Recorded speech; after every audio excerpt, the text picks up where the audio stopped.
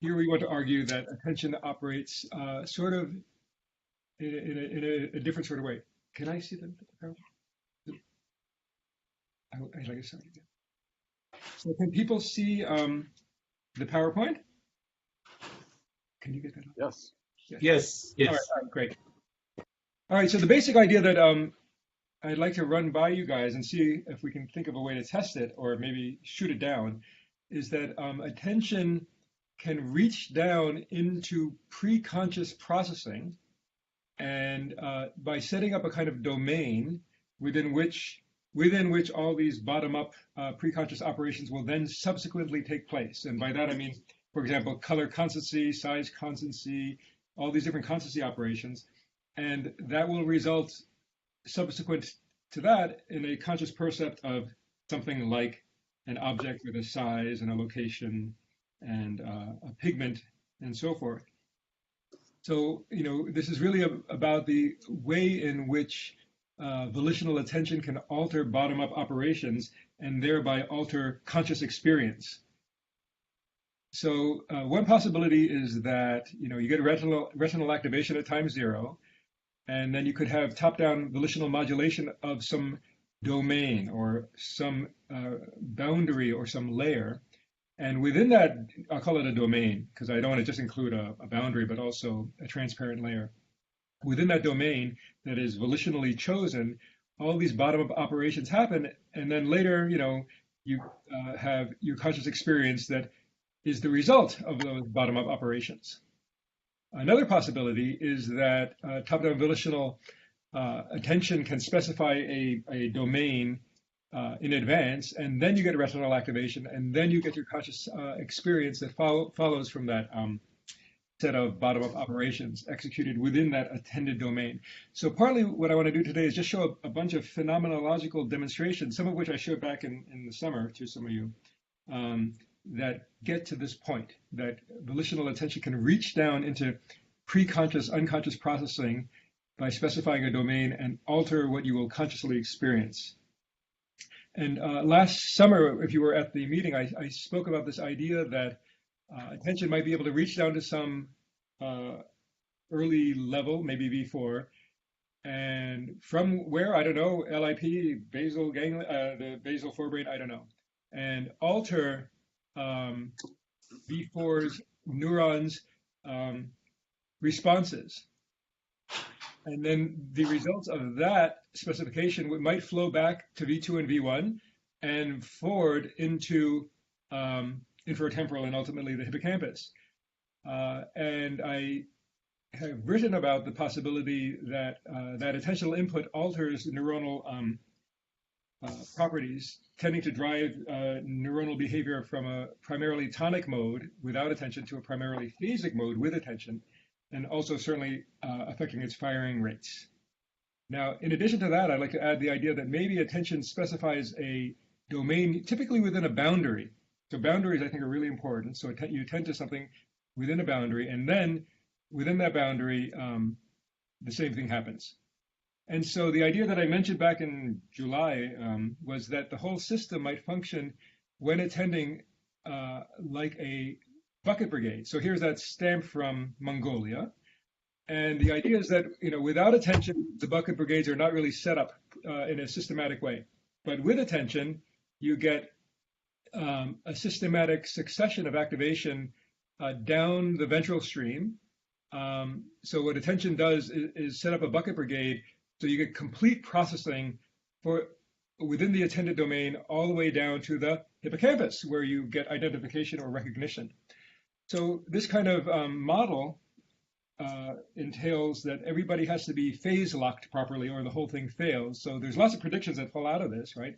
Like there should be something like waves of perhaps gamma or high gamma phase locked to an underlying low alpha or high theta rhythm all the way down to the hippocampus. And so I think that is testable, but we'll see. Anyway, so I'm just going to go through some demos that look at how our attention can alter bottom-up operations. So we all know about color constancy, and under a camera can't really do this, right? A camera looks at this scene and it sees, say, this is going to be, I think, I don't know what kind of lighting this is. Might be sunlight, but under incandescent lighting, what a camera would pick up would be that. So cameras are not very good at discounting the illuminant, but we are. So the two pictures here are this pretty amazing demo where the two sub-cubes that are marked by an arrow are identical in the image, but in your conscious experience, they're radically different. And I can prove that to you, though, that they're the same in the image by cutting out that bit and moving it over. There. So now you see those bits next to each other, and you can see that they're identical in the image. But if I move it back, it's cognitively impenetrable, and you cannot help but consciously experience the lower left, the left case as a blue pigment and the right-hand case as a reddish pigment, because we are not able to reach down to the image. Our conscious experience appears to be the result, the output of a lot of these operations, including these constancy operations. Okay. So then the question is, can attention alter perceived color? And I'll argue yes. So here's a case of, I don't know, take one of these examples. Like take the case on the right. It's just two layers. And if you fixate the little black dot in the very center, whichever layer you attend to probably it starts to appear different. It appears to be, to me anyway, darker and more opaque and behind. And then if I attend to the other one, it takes on that role. And so here's a case where perceived brightness is altered by volitional attention. And I'd like to understand ways to test this, whether in the scanner or with neurophysiology. This also applies to the flip case. This would be a brightness case, right? So where whichever disk you attend to should become subjectively brighter and more opaque and behind. So here, volitional attention seems to involve attending to one domain, one set of boundaries, and then that results in a whole different perceptual organization. And I want to argue that that's perhaps partly a result of color constancy operations or lightness constancy operations operating primarily within the attended domain and less so within the non-attended domains. This applies to color as well. So, even though the overlap region in the middle is gray, if you fixate the center and attend to, say, the blue disk, you might get the feeling that you're seeing a blue disk that's, in the back through these other transparent layers. And that would be true if you tend to say, the green disk, that it would move to the back and be seen as green behind these filters. Does that work? So, Peter, I have a question for you. Yes, Gideon. You're attributing this to constancy. In the case of this color one, it seems like it's very related to filling in. Yeah, it could be. I mean, I'm not ruling that. I think filling in is probably another one of these operations that might be operating automatically within an attended domain, but not elsewise. So I don't know.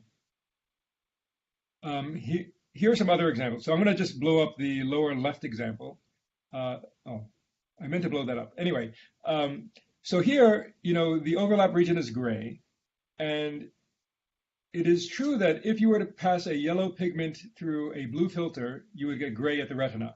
Or if you pass a blue reflectance layer through a yellow pigment, you would also get gray at the retina. So you can volitionally choose to see either solution, right? So if you fixate the little dot in the middle and attend as hard as you can just the yellow layer, it should appear to be a uniformly yellow layer behind a blue filter. And if you do the opposite and attend to the blue rectangle, you'll see a uniformly blue opaque surface behind a yellow filter.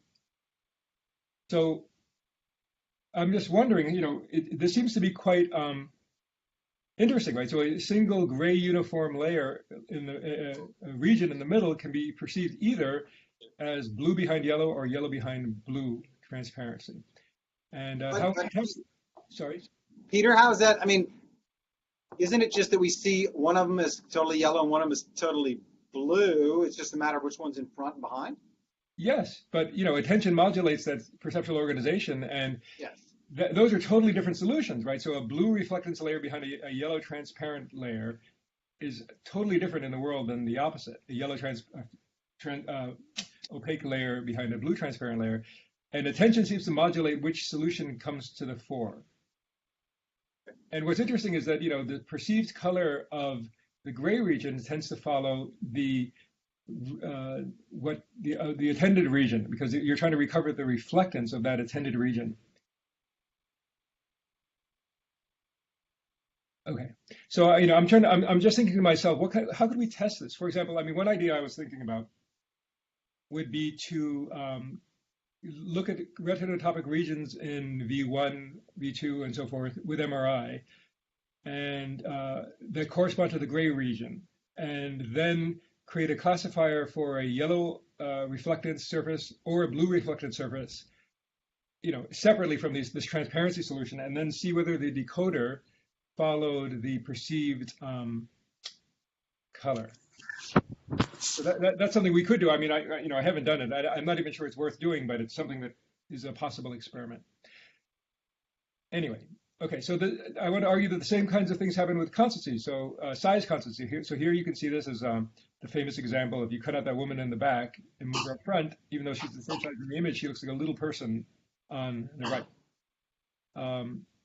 And so here's an example that I drew that is just the Ponzo illusion overlapping twice. So you fixate the little center dot, and whichever set of train tracks you pay attention to, the Ponzo illusion will operate within that set of train tracks. So you can subjectively make either of those disks look larger than the other by attending to the correct layer. So attention can modulate perceived size in a case like this, and not directly by altering the size of an attended object, but by altering the operations that happen within an attended layer or domain. And the same can apply to shape constancy, right? So we don't want to see a door that is opening as deforming. So we need to have some kind of operation that represents the shape in 3D that is such that it doesn't deform, even though it deforms in the image. And so here's a picture of a rock that I took in my brook near my house. And, it looks kind of weird, right? Because it's upside down. And so the real rock was this unusual concave rock that I had never seen before. And when you first looked at it upside down, you were operating under the assumption that it was not upside down, and you were trying to recover its shape. And you recovered some incorrect thing, that it was like this glassy floating rock or something. But that's the reality. And this is not new. Other people have shown this. For example, if you look at this shape, it looks like there's a nubble in the middle popping up. But if you flip the image upside down, it looks like an indentation in the middle. And this is consistent then with the idea that bottom-up processing operates or recovers shape, 3D shape, under the assumption that we're viewing objects on the ground plane below us, or that we are above objects that we're looking at. So I got interested in trying to draw examples where our attention can modulate perceived shape. So here's an example. For example, if you look at the case just look at the case on the right, that little diamond up front looks like it's a post-it attached to the surface, but here it looks like a post-it sort of detached, just attached here. But if I do the same thing here, then this is sort of half unattached, and this one's fully attached. And then you can play the game with a Necker version of that, where you switch between the interpretations volitionally, and you'll get the post-its having one, either attached or not attached, driven by your volitional ability to switch between domains or interpretations. Here's some other examples that I once drew. So this is the identical silhouette, but depending on its relationship to the ground plane, the one on the right looks to most people sort of like a Hershey's Kiss, whereas the one on the left looks different, right? And so more like a rock or something, but with a very different three-dimensional shape. And I really wondered, why would that be? There is some kind of special relationship with the ground plane, as if there's an assumption that things are attached maximally to the ground plane. So this would enforce a sort of flat bottom, and that could be propagated up, making it a Hershey's Kiss. Or this could be attached maximally to the bottom, in which case you propagate a very different cross section. But I can take the same objects and apply them to different surfaces, and now it's the horizontal one that looks like a Hershey's Kiss. And so then you can create a volitionally alterable version by putting it into a Necker cube here. So now you can kind of choose which 3D interpretation you will result in by shifting volitionally from one Necker cube interpretation to the other. So this is just a guess, but it doesn't seem to me that attention is directly altering the 3D perceived shape. It's altering the domain, this Necker cube interpretation versus that, within which then subsequent bottom-up shape recovery operations take place, resulting in one 3D interpretation versus another. And so I'm actually going to talk about a little data. You all know apparent motion, right? So some of you might see this now as horizontal, or some of you might see it as vertical. So what we did, so Li Wei's son in my lab made a tiny version. I think, I don't remember. Kevin, are you here? Oh. Yep. I think it was like half a degree or one, and it was really tiny. It was very small, half a degree, I think, yeah. And then we created the situation where people had to hold on, here's the situation. So they get the initial frame, and then that flipped to the other position. So if you go from here, ignore the catch trials for a minute. You go from here to here, well, people can see horizontal or vertical. And we can also add these intervening little dots for a fixed, whatever it is, one frame of a 60 hertz monitor to bias it to go. So in this case, this would force it to go vertically, and this would force it to go horizontally. Okay, so what we did is we started off asking people to tell us whether they saw horizontal or vertical. And we played these tones simultaneously, high tone or low tone, but we didn't tell them the meaning of the tones. And sure enough, people are pretty much a chance because they don't know the meaning of the tones. But this is the interesting part. If you give them a tone and you just tell them, in your case, a high tone will mean you try to see it go horizontally, and a low tone will mean you should try to make it go vertically. Well, people can do that, and it's not surprising that they can do that if the tone happens before the switch. But what's surprising is that even after the switch, so after the switch happens at 0 milliseconds, the tone can happen after that, and they're still able to bias what they will see. So this sounds a little bit like backward causation in time.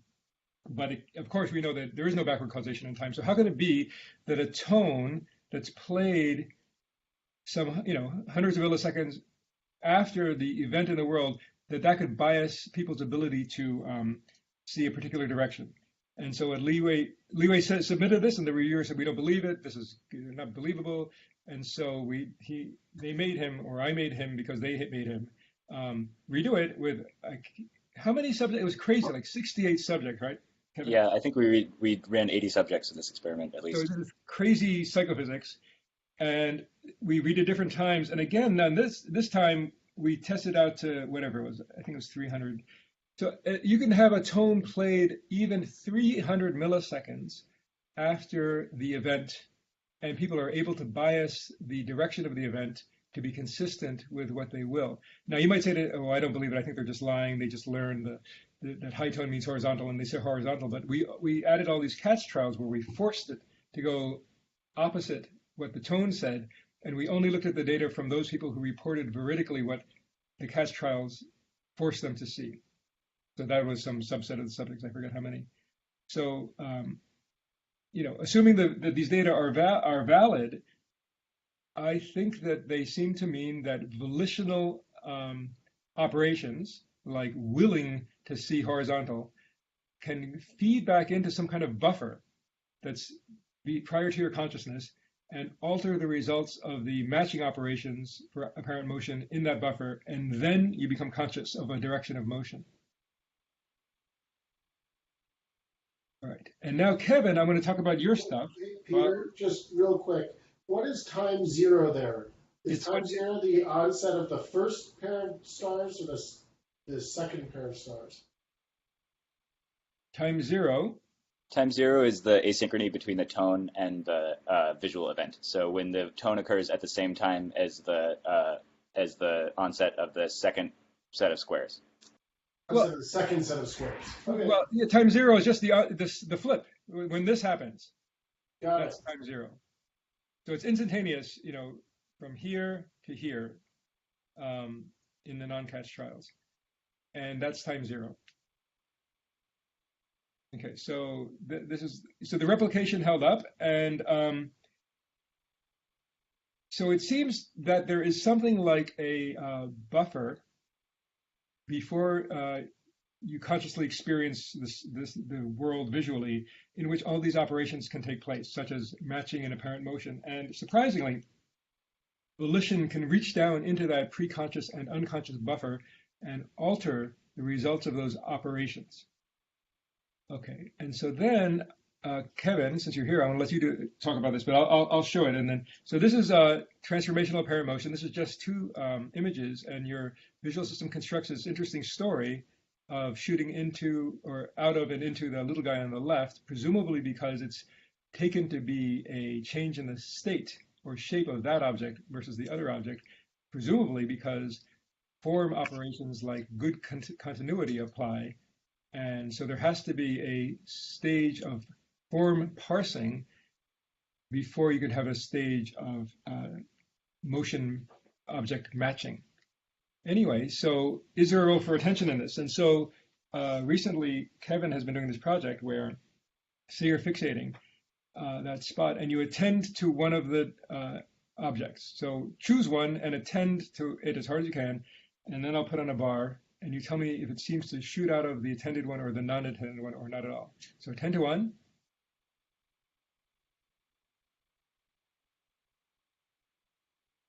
Anyway, right. So then well, I won't ask people's opinions, but basically the data said there's a tendency for people to see the line, which in fact appears all at once, to shoot out of the attended object. So Kevin, I'll let you talk about this. Unless you want me to. Peter, before you go on, can I ask you a question about the stars, about the motion stuff? Yes. So there's something you're implicit. You're sort of the post-diction of if it's a direction. Sorry, I just need to think this through for a sec. So if you're affecting motion processing, so that's one possibility, right? That attention after the fact is affecting a buffer, a sensory buffer that alters your interpretation of the direction of motion.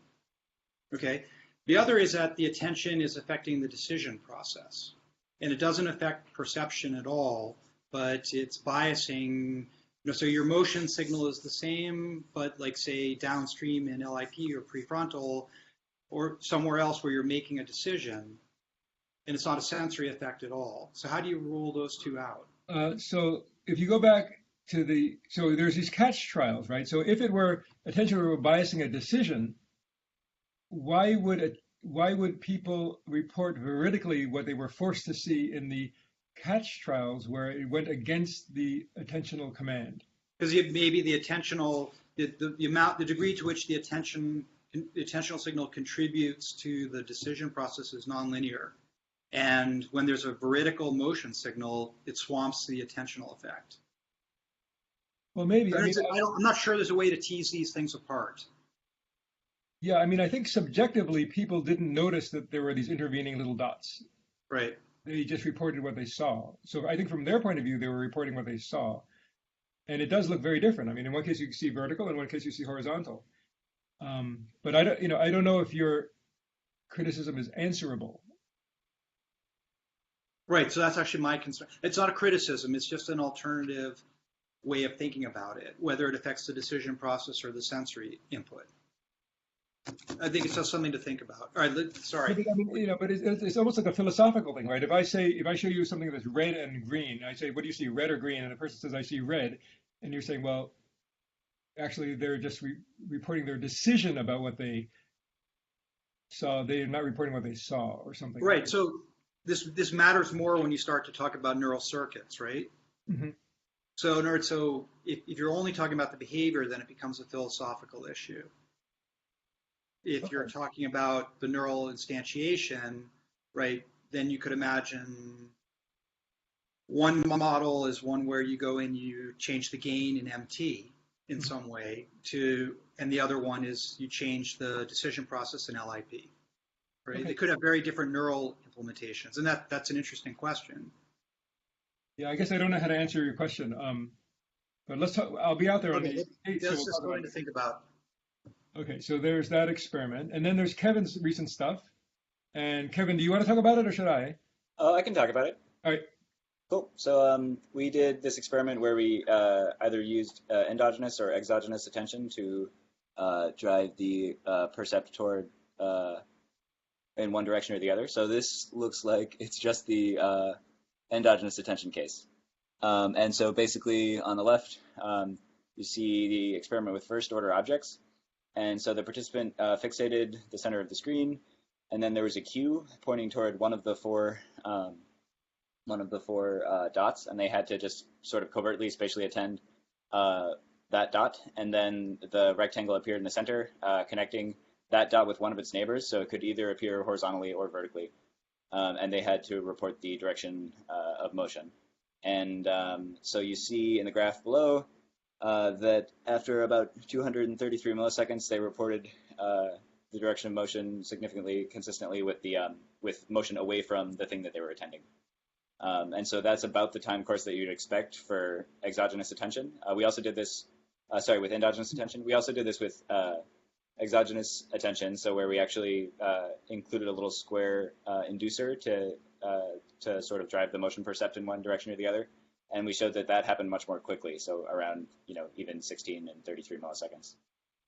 We included catch trials in this experiment as well, so you see one type of catch trial was no cue. So when there was no cue, they didn't report seeing one direction more than the other. And then another kind of catch trial was sort of incrementally building the rectangle, so there actually is motion in the display instead of having this illusory transformational apparent motion. And that was always built in opposite the direction we predicted for the illusory case driven by attention. So as you can't really see the arrows here, but if you look at the very top row on the left, the arrow would indicate attend toward the top left dot, and then the rectangle would be incrementally built in toward that dot, and the participant, if they were vertically reporting the motion, would say they saw upward motion in that case. In the non-catch version of that, where the rectangle appears all at once, you would observe that they indicate downward motion. We also did this with second-order objects, so with dynamic white noise patterns. So each one of those little yellow squares is basically indicating a portion of the screen that was continuously updated with new white noise patterns on a static white noise background.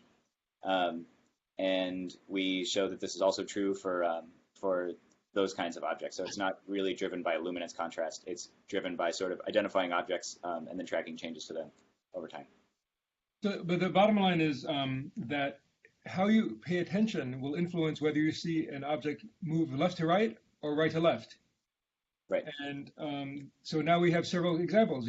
Attention can alter what reflectance or color you see a region to be. It can alter the perceived shape. Attention can alter the perceived size.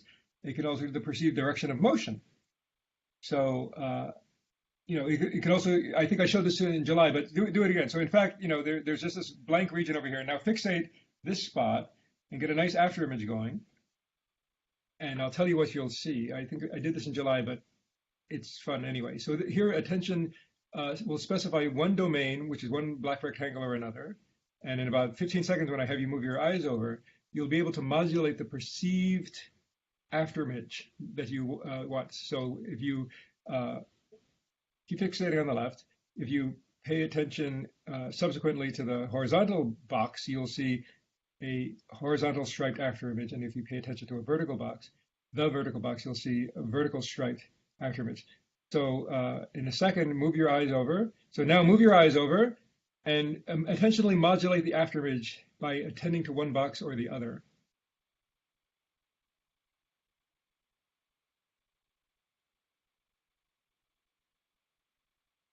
So here attention is able to modulate probably something like this filling in process that Gideon mentioned. And this is an endogenous version of Rob Van Leer's and Stuart Anstis' exogenous demo. All right. So we collected some data on this, and we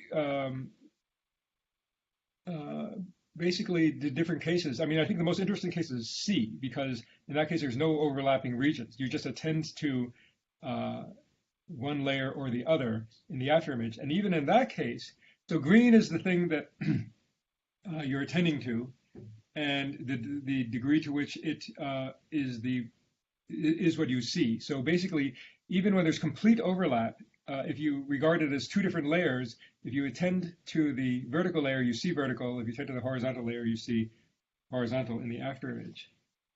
So here, where attention is able to modulate how the after image is experienced. Okay, so now here's another example. I send you guys a file.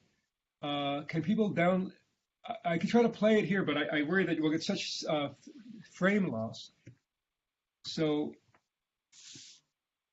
I send it to you, and you should have it, and you could play it locally if it doesn't work like this. Can people? No, They cannot? yeah.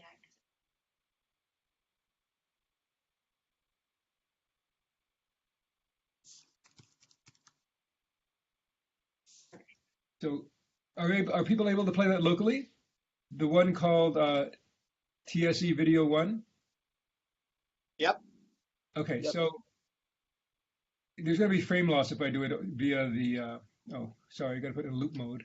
How do you put this in loop mode? Loop. There you go. All right. So this is something I did with Patrick and David Whitney and others. I forget who else. So if you stop it, in fact, those red spots appear at 12 o'clock and at 6 o'clock. But depending on which layer you attend to, you can get the flash, Patrick, is it the flash drag? I always forget this. Flash drag, flash grab, flash. Anyway. Flash grab, Peter. Flash grab to follow the attended layer. So for me, if I attend to the white layer, maybe by attending to the outside white disks moving around, the red dots seem shifted to, from 12 o'clock to 1 o'clock and from 6 o'clock to 7 o'clock. But if I attend to the black layers, I see the red spots at 11 o'clock and 5 o'clock. So the direction of the illusion depends on which layer you're attending, and the results of the bottom-up, I assume bottom-up position assessments follows the layer or the motion of the layer that you're attending. So here you can have the illusion go one way versus the other as a result of attention. But I don't think it's that attention itself is pushing the dots around. I think what attention is doing is specifying a domain within which bottom-up operations, namely position judgments, will follow in light of motion signals. Does that work for people or not? No? Works. Yes. Yeah, it works. Oh, okay, good. And is this PowerPoint? Yeah. Okay. Let me just see where we're going. Okay, so now this is Gideon's stuff. Sorry. Okay, sorry. Go back. Can we share Gideon's thing? Yeah. So I sent you Gideon's file called occlude3, and you want to loop it. And what Gideon did is he made this lovely demo of nothing. I don't see it. Yeah, I don't see it either. Okay. Yeah, that's really well occluded. Oh, thanks, Patrick, for your support. I wonder why that doesn't work. Huh. There's really a bright white ellipse, but because of this profound illusion, it just looks like a void. Gideon, you're cruel. It's so mortifying when this happens. Okay, well, so, this should be on. This should be online too, right? Gideon, don't you have this online somewhere? You emailed it to us. We have that too, right? Or yeah. Is the email not working? Does it work for you guys? Occlude3, yeah. Can Oh, you it see? does? Can you see an ellipse? Hold on. I mean, Oh. can you see, Email one doesn't work for us. Yeah, I don't get it. Email one is black here too. Oh, I can see it in QuickTime Viewer. Okay, so let's open it in QuickTime. So it's No, that's what I was. In QuickTime? I think it would open in QuickTime. It might be a You can also version. try the link that I just put in the chat window. Where'd you post it, Gideon? I put it in the chat window. Okay, hold on.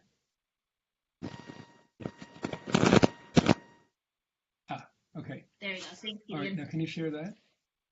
Oh, missing Oh, plugin. but you have a missing plugin. How annoying. Gideon, do you have it on your screen right now? Gideon? You want me to share my screen? Yeah, go for it. I'll stop sharing mine.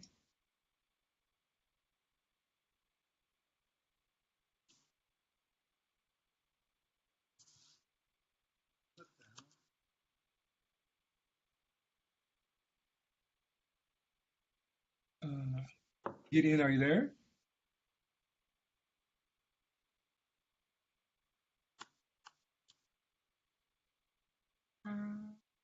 There he is. So, Gideon, you have to share your screen and your microphone. There he goes. Uh-huh. Okay. Well, yeah, it's pretty jerky on this end. Yeah. But, I mean, Can't people? someday you'll be able to get this, you can view this. Yeah, so on your own. if everyone goes to Blue Jeans and then goes to the chat box, Yeah, everyone can see it. it's a Flash thing. Doesn't work Um, on everything. Yeah, so All right. Well, anyway, maybe it won't work. Sorry. Yes. I guess. it's an IQ test. Yeah. Well. Anyway, I don't know why it didn't work. All right. So let's go. So we're almost done.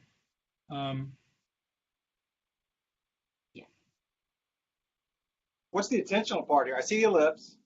So there's three interpretations here. One is that there's an ellipse moving behind four white quadratic occluders, like pieces of paper.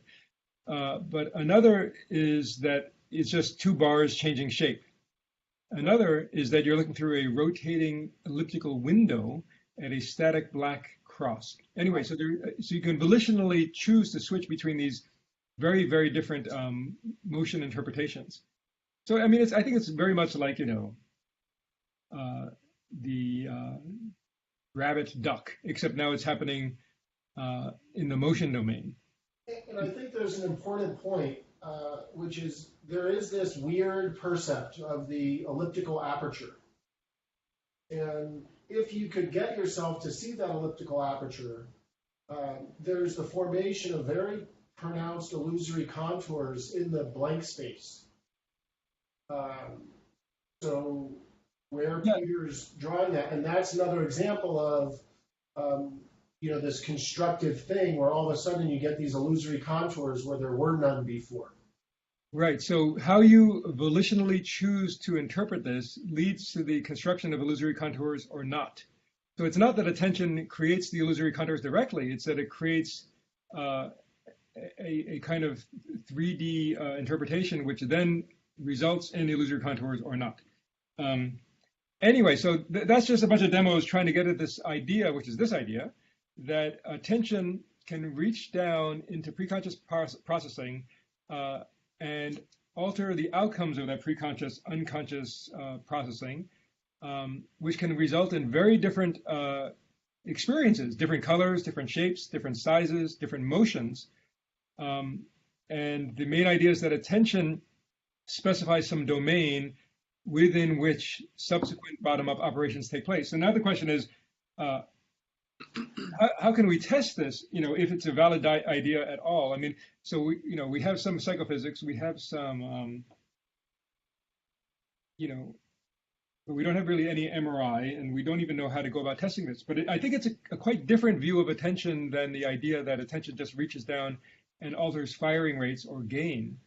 It's actually specifying a domain within which very complex operations will take place, like constancy operations. So I would love to hear people's ideas on how we might test these ideas experimentally, and that's it. Thanks.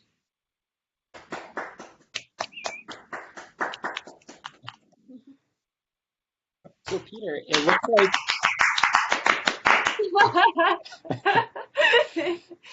it looked like you had an experimental test of the after image illusion, but are you thinking like a neural measure of some sort? Well, I would love there to be, neural testing. I mean, I think it's actually easier to test a sort of bucket brigade idea. That, for example, if it is true that attention reaches down to V4 and alters neuronal behavior, and does that cascade through the whole system? And so that, there are concrete predictions that follow from that, like, phase locking of gamma to underlying theta/alpha, and waves of such coherence moving sequentially down, like a bucket braid moving down the ventral stream. But I think it's deeper than that, because it's not just that attention goes down to V4 and alters, tonic to phasic neural spike patterns. It's that it's altering the kinds of operations that will happen subsequently. So how would you even go about testing that? I mean, maybe we can't test it. I don't know, or and I don't think that, like my main method of MRI is going to do anything in this domain. It's just too slow. So far it seems like the best way to attack this might be psychophysics, which is what we've been doing. So You can imagine. Oh, sorry. Go ahead. Oh, Hang on. Can I break in? You could imagine like a space of states that each brain region might go through, and kind of if this bucket brigade idea is valid, you could say when you receive a message from a brain structure you're listening to, it changes the space of states you can exhibit. So maybe there's some way of quantifying or visualizing that. Okay, like what? I mean, I don't know. Well, I mean, we like in my lab, we visualize, like, we think of things as like manifolds of, so it's like, you have lots of neurons, and the pattern of firing rates is like a coordinate in a high dimensional space. And then the set of representations that you can exhibit is like a surface that, you can't exhibit every possible firing pattern. You can only exhibit a subset of firing patterns. Mm-hmm. And so that defines a surface that you like your activity patterns live on. And so changing that surface means now you're changing the set of states that you can exhibit. Fair enough, but I mean, I guess I feel like there's a more general problem here. Like, it's in a way we're looking for our keys where the light is good, right? So we can look. It's I'm not saying that it's easy to do neurophysiology. Certainly, it's not. But we can listen to a single neuron, and what we can pick up on is changes in rates, maybe changes in pattern. But how are you going to measure in any way a complex operation like the color constancy operation that may require, hundreds or thousands of neurons doing things in a sequential way in a certain cascade? How would you even begin to measure such operations? And my guess is that we don't, because we don't even know how to begin to do that. And it would probably entail measuring lots of neurons simultaneously known to be part of a common circuit. So maybe it's just technically not feasible now. But I don't know. I'd like to hear some people's thoughts about that. I mean, am I wrong? Are we able to measure kind of operations that might be happening at the neural circuit level? I like the bucket brigade idea as something to pursue to some extent. You might wonder whether there'd be some way to tag a message as it passed through to see if it actually made its way through. I mean, it's not immediately obvious how you would do it, but just imagine that under some circumstances, information flowing, but it doesn't actually get transferred very efficiently, but other that you could actually see make its way from one stop to the next. So David, I think that there has been work in that regard, especially from Van Rullen. Yeah. So he has noticed all kinds of variants of the following finding. That so let's say that I'm V2, and I get my bucket from V1. So Mhm. V1 did its processing. I get V1's done with. I get the V1 inputs, and then I have my duration of doing V2 processing, and then when I'm done, I give it to V4. So he has noticed that if you hit uh, the system when just in the correct phase, processing happens, and but if you hit it at the wrong phase, processing doesn't happen correctly. So, for example, he has a lot of different variants, but one variant is he does motion-induced blindness. He had this pretty cool finding where, motion-induced blindness is where you see these. It's usually yellow dots, a yellow dot, and then this blue thing. I think it was Bonnet and Sagi who found it. But it's this crazy thing, and then Yeah. it vanishes from your consciousness. Yeah. And then the puzzling thing is, if it's vanished from your consciousness and then you turn it off in the stimulus, well, what do you expect to see? Right. Well, what he found was if it's within one phase of the underlying low alpha or high theta, people saw it turn on and then turn off. Whereas if it's in a different phase, 90 degrees out of phase, whatever, people never saw it turn off. It didn't turn on and turn off. And that was very much dependent on the phase when he did that. Yeah.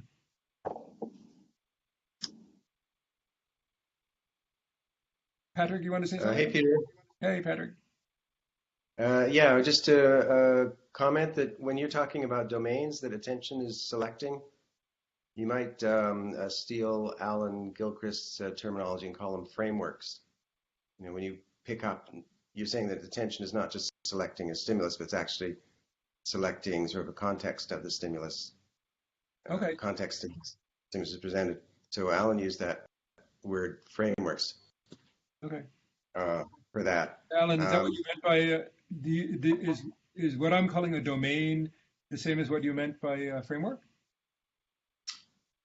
Well, I'm not sure if in that case where you had the two rectangles, one predominantly horizontal, one vertically, seems like it would kind of fit there. It seems to fit pretty much. I mean, it's just a change of labels. It's not a big deal, but it might be helpful.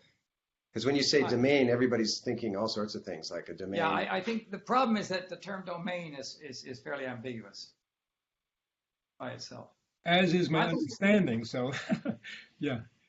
But I thought you were talking about something in the brain, some VN or whatever, Well, initially I would have just called it a boundary, but then it became clear that it's not just the boundary; it's sort of like the layer.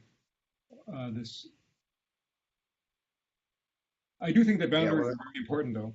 Yeah. Yeah, we're still not clear whether you mean boundary in the image and how the image is being analyzed, or a boundary in the brain somewhere. It would be the latter. I mean, it would be a boundary that is specified in light of the image. You can't lay down a boundary where there is no image boundary, but you can select different possible boundaries. So, like for example, when you're looking at the tiled floor of your bathroom, you can attend to this is the boundary, or that is a boundary, or that is a boundary, and you can see different shapes. I mean, this all harkens back to the Gestalt idea of figure versus ground, right? So you can create a boundary within lots of other possible image boundaries, but you can't create a boundary out of nothing, like looking at the blue sky and seeing boundaries. Okay, so you had to choose between the word there of calling attention selects a figure, attention selects a framework, or attention selects a stimulus. I mean, I think what you were suggesting it was not just selecting a stimulus, but it was selecting the stimulus in its context. I thought the framework was a nice term for that. That was all I was. Okay, we can call it framework. I know. I don't think that matters what we call it, but still, I mean, I think that general idea is that a framework once selected alters all the the subsequent processing that will happen within that framework, and that is, I think, the idea we're trying to explore. That attention has a very different role. Attention has a different role than simply altering gain or firing rates or firing patterns.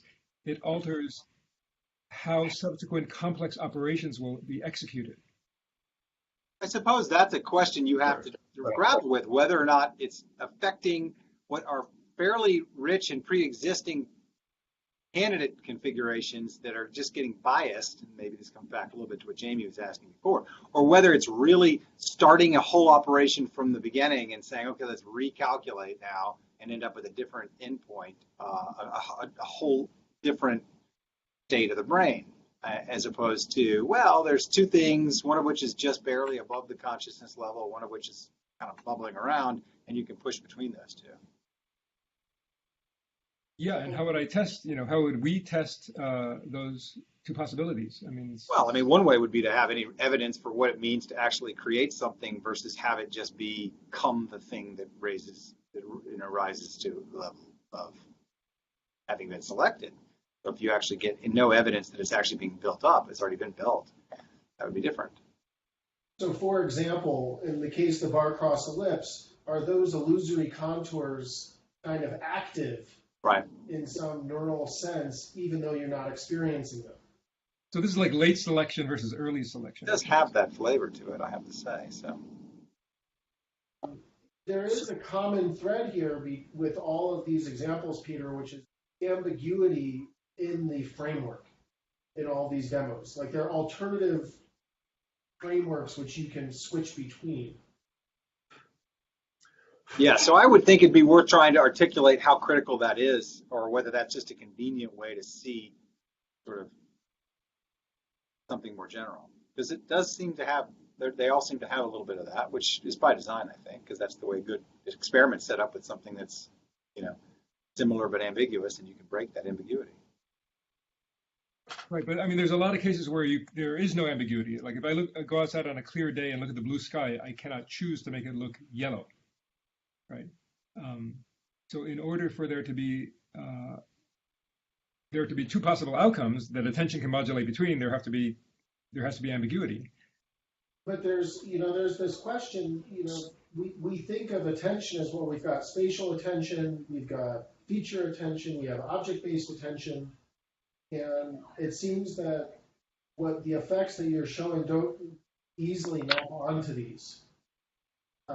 It's not clear where an increased contrast response gain in a V4 neuron, where that easily maps on, and I wonder if we're seeing some other, framework attention that you can shift from one framework to another. Yeah. So the distinction is more about the extent of how much you can deploy attention, or is about it's the same way. So the idea of, I think you mentioned something about interrupting the process could be the useful way to go, because as for example David mentioned, if you have a whole lot of processes going on to do certain computation for you, and you switch to something else, you cannot stop that process. You're starting something else. So maybe you can see leftover of that somewhere in the brain activity, or you can see some benefit for those processes because they just already started. So either way, we can do it, some sort of manipulation. You mentioned somebody looking at phase locking, but I think the timing is very crucial, because what you're separating is that is it an isolated process happening in a certain area on certain neurons and probably can die easily, or it's actually a chain of processes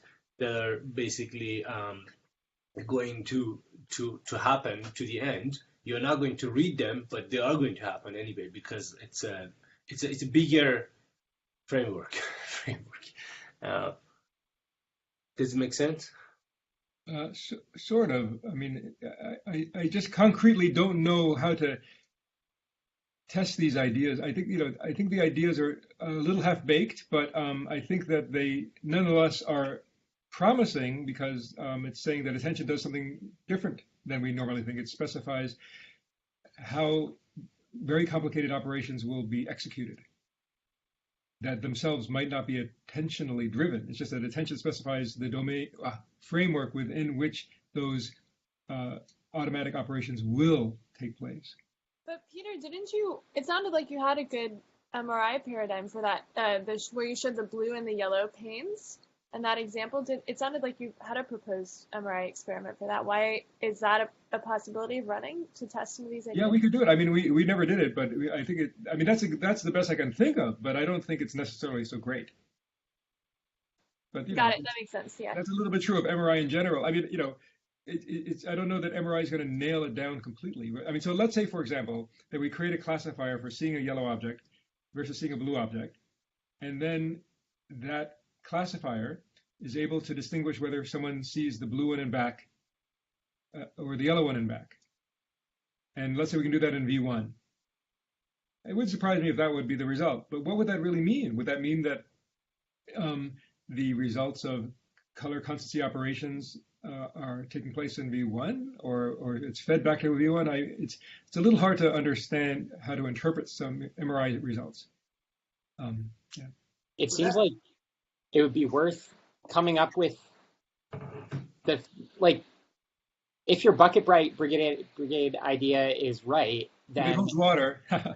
what, right. Like, I'm imagining, like, network dynamic movies, and basically that might look a particular way if your idea is right. And so I guess it'd be helpful to know what you're imagining, like, the answer to look like if the brain is working like you think it's working, and then maybe we could use that to work backwards and come up with the most promising way to measure that in the scanner or with EEG or ECOG or something. Well, in terms of the bucket brigade idea, if you see waves of high gamma or gamma phase locked to underlying low alpha or high theta that is moving in pulses down the ventral stream in waves, and you could pick that up in EEG sort of waves, like zoom, zoom, zoom, zoom, zoom, every 5 to 7 hertz times a second. That would be awesome and interesting.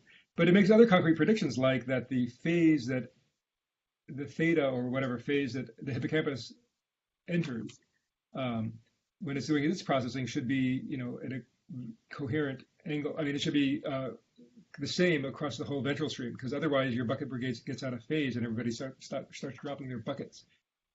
Anyway, I think the bucket brigade idea is much more testable with EEG or ECOG or maybe multi-units. But this other idea that was the main point of this talk was that attention specifies a framework within which subsequent, perhaps unconscious automatic operations will take place.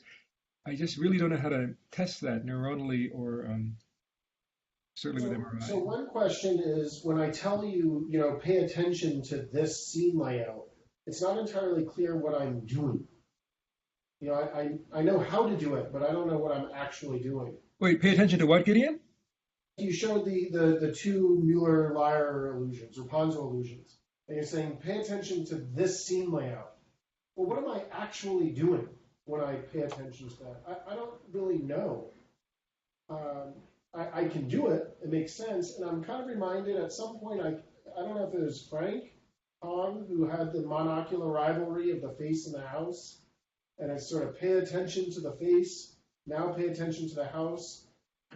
And again, what does that mean when you say pay attention to the face?